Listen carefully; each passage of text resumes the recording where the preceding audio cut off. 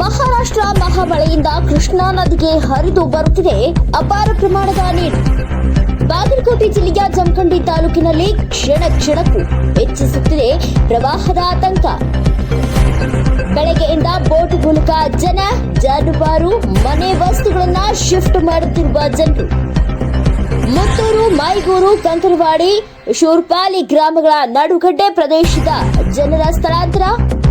ಬೋಟ್ನಲ್ಲಿ ತುಂಬಿಕೊಂಡು ವಸ್ತು ಜಾನುವಾರು ಸಾಗಿಸುವ ದೃಶ್ಯ ಸೆರೆ. ಕಂಕನವಾಡಿ ಗ್ರಾಮದ ಕೃಷ್ಣಾ ನದಿ ದಡದಲ್ಲಿ ನಡೆದ ಘಟನೆ. ಹಿಪ್ಪರಗಿ ಜಲಾಶಯದಿಂದ 2,28,000 ಕ್ಯೂಸೆಕ್ ನೀರು ಹೊರಹರಿವು ಹಿನ್ನೆಲೆ ತೋಟದ ಮನೆಗಳಿಗೆ ನೀರು ನುಗ್ಗಿ ಗ್ರಾಮಗಳನ್ನ ಖಾಲಿ ಮಾಡುತ್ತಿರೋ ಜನರು. ಜಮಖಂಡಿ ವಿಭಾಗದಲ್ಲಿ 2 ಕಾಳಜಿ ಕೇಂದ್ರ ಓಪನ್. 38 ಕುಟುಂಬಗಳ ಪೈಕಿ 10 ಕುಟುಂಬಗಳು ಸುರಕ್ಷಿತ ಸ್ಥಳಕ್ಕೆ ಸ್ಥಳಾಂತರ ಮಾಡಿದ ಜಿಲ್ಲಾಡಳಿತ.